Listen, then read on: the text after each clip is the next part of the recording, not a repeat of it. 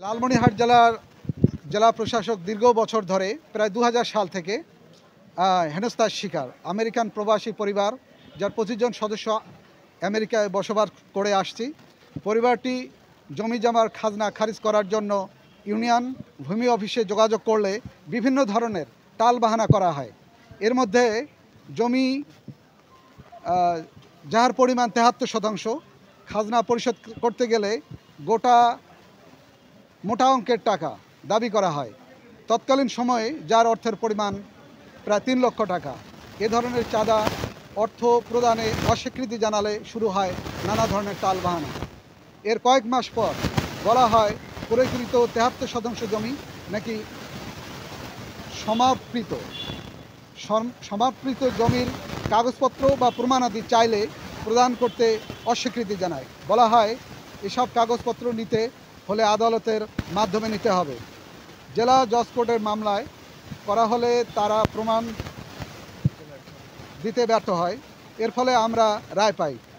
রায়ের কাগজপত্র তহসিলদার এবং এসএলএর কাছে হস্তান্তর করা হলে তারা এই রায় অস্বীকৃতি জানায় এবং বলে এই রায় ভুল রায়। এরপরে ইউনো সহকারী জেলা প্রশাসক এবং ডিসি মহোদয়ের শরণাপন্ন হই। তারা শুধু আশ্বাস দেয় কাল পরশু, এভাবে সর্বশেষ ৫ই আগস্টের পর নতুন জেলা প্রশাসক আসলে আবার আমরা লিখিতভাবে তাকে বিষয়টি অবগত করি। তিনিও পূর্বের ডিসি মহোদয়ের ন্যায় আশ্বস্ত করেন। ১২/২/২৪ তারিখে আমি আমিনুর শ্রমজীবী প্রবাসী সশরীরে তার সাথে সাক্ষাৎ করি এবং সেখানে সহকারী জেলা প্রশাসক উপস্থিত ছিলেন।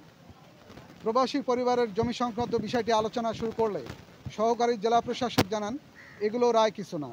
পরে ডিসি মহোদয় বিষয়টি শোধরাতে চেষ্টা করেন। পরবর্তীতে আমি প্রশ্ন করি, উচ্চ আদালতের শরণাপন্ন হলে সেখানেও যদি আমরা রায় পাই, তাও কি বলা হবে এগুলো রায় কিছু না? প্রত্যুত্তরে ডিসি মহোদয় বলেন তখনকার বিষয় তখন দেখা যাবে। এ দ্বারা প্রমাণ হয় লালমনিরহাট জেলা প্রশাসক দ্বারা এই প্রবাসী পরিবারটি উদ্দেশ্য প্রণোদিতভাবে হেনস্থার শিকার। আপনারা আমি কথা শেষ করি। এ দ্বারা আপনারা বুঝতে পারলেন যে তারা বিচার বিভাগ বা কোর্টের আইন ওরা মানেন না। এরা আমি ভদ্রভাবে তাদেরকে বোঝানোর চেষ্টা করেছি যে আপনাদের কাছে যদি ডকুমেন্টস থাকে তাহলে আপনি সাবমিট করেন, আমি জমিটা ছেড়ে দেব। কিন্তু না, তারা বলে এটার জন্য হাইকোর্টে যেতে হবে। ওরা আমাকে হাইকোর্ট নিয়ে যাবে, শ্রমজীবী প্রবাসীকে হেনস্থা করবে। আমি ডিসি সাহেবকে প্রশ্ন করলাম যে যদি হাইকোর্টেও যদি আমরা রায় পাই তাহলে কি এটা মেনে নেওয়া হবে? উনি বললে তখন সেটা দেখা যাবে। এ দ্বারা প্রমাণ হয় যে তারা উদ্দেশ্য প্রণোদিতভাবে এই ফ্যামিলিটাকে হেনস্থা করছেন এবং তারা টেকনিক্যালি, তারা প্রফেশনালি তারা এই লালমনিরহাট জেলায় তারা চাঁদা আদায় করছেন। এরা এই যে এডিসি সাহেবের দায়িত্বে আছে, পুরা ভূমি যে ডিপার্টমেন্ট ওনার দায়িত্বে। উনি কি করেন, কিভাবে চাঁদা আদায় করেন? উনি উপজেলা পর্যায়ে যে এসএলএন সাহেব আছে ওদেরকে একটা টার্গেট দিয়ে থাকেন এই মালের। এই এসএলএন সাহেব কী করেন, ইউনিয়ন পর্যায়ে যে তহসিলদার আছে ওদেরকে একটা টার্গেট দেন। 1 মাস, 3 মাস, 6 মাস কিংবা 1 বছর, এর মধ্যে এই ধরনের পরিমাণ টাকা লাগবে।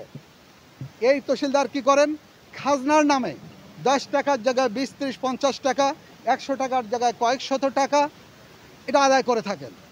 এরপরে ওরা টার্গেট করেন যাদের একটু সম্পত্তি বেশি এবং যাদের টাকাওয়ালা, এদেরকে ইস্যু তৈরি করেন যে তারা যদি এই অ্যামাউন্টের টাকা দিতে না পারেন তাহলে তাদের জমি লাল কালির দাগ দেওয়া হবে অথবা তাদের জমি খাস করে দেওয়া হবে। কিন্তু তারা তো প্রতিবাদ করতে পারেন না, তখন তারা দিতে বাধ্য হন। আর ওই ব্যক্তির মধ্যে আমরা প্রবাসী, এটার মধ্যে আমাদেরকেও সেটাই মনে করে যে তারা আমাদেরকে জিম্মি করলে আমরা টাকা দিতে বাধ্য। তো এই জন্যই ওরা আমাদেরকে আদালত পর্যন্ত নিয়ে গেছে।